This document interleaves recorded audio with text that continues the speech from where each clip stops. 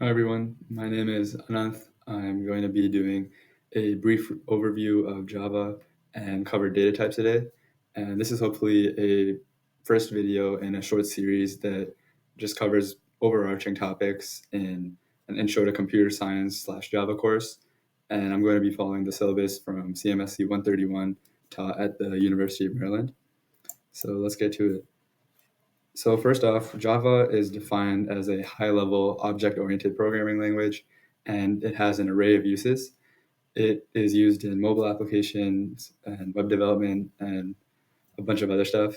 And the framework behind it is write once, run anywhere, which means Java is highly portable and can run on a bunch of different devices or hardware through the Java virtual machine. And that's something we'll get into a little bit more in later videos.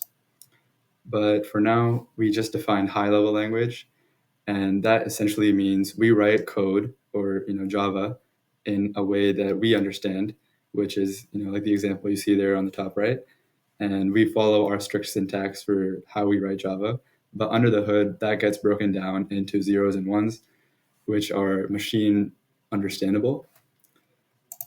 And to code Java today, we're going to be using an integrated development environment. And for this IDE, we're going to be using Eclipse to write code. It has a compiler interpreter to break it down to ones and zeros for our machine. And there's some other inbuilt tools like the debugger and other things to make our life easier as a developer. So this is the instructions for Eclipse downloads for Mac and Windows. And yeah, let's get into data types. So essentially, Java offers a few primitive types which are native to the language, and we can use these to define variables. So our first example, we see int age equals 20, which just means anytime we call the variable age later on, it's going to be replaced with 20, which is of type int. And this is the whole point of Java. It's very strongly typed. So anytime we create a variable, we must name the type right before it. And then we have double price for decimals, char grade for just letters, and Boolean student equals true for true or false values. And one more thing that we'll be using today are strings. And strings are technically objects, but they contain text that we can reuse and manipulate later on. So yeah, let's do some practice. And today we're going to be writing a simple hello world program. And we're going to be using Eclipse to create a class, create three variables with three different types that we just defined, and we're going to print them all out together. So let me open up Eclipse real quick. All right, now that I've made it to Eclipse, I'm finally ready to create a project and create the Hello World class within it. So first I have to navigate to the workspace Explorer here on the left. I'm going to right click, hit new project and Java project.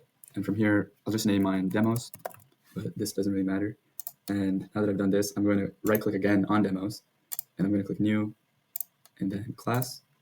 And here I can write the hello world, which will be the name of the file as well as the class. So now Eclipse has autofilled for me public class hello world, and we have hello world.java. So now we're ready to write some code. But I guess first thing we can see is what happens if we run this piece of code. We just defined a class. We don't have anything within it. Shouldn't have any problems. But we did not define a main method, which is actually where the code is written.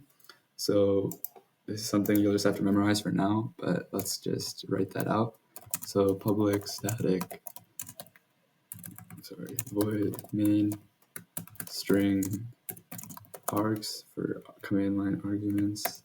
And now we can successfully run our code. And we don't get anything in the console right now over here, but we don't get any errors. So we're ready to actually write code now. So first I'll define a variable named x of type int and give it value 1. I'll define a variable of type double. I'll name it y and give it type 2.0. And now we'll define a string of variable name z, and I'll say its text is equal to hello world. And now that we have these three variables successfully defined, we just want to print them out.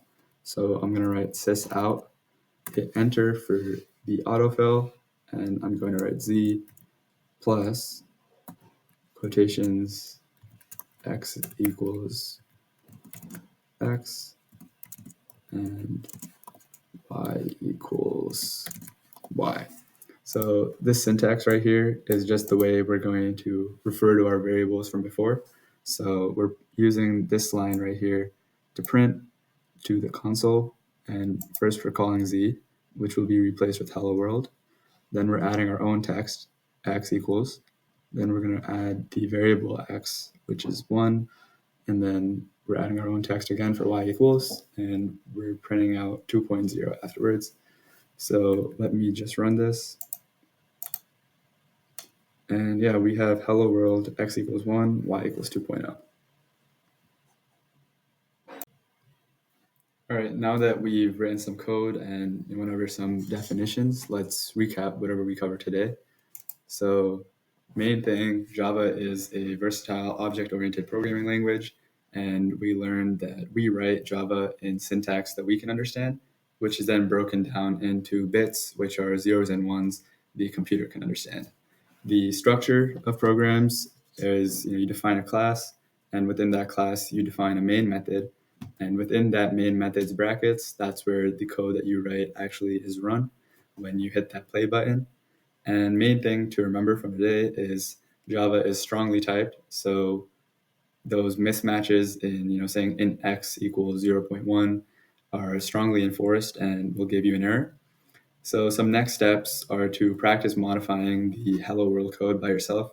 Try adding your own texts and values, and maybe even try using different primitive types and see what you can print out. That's all for today, and I'll see you in the next one.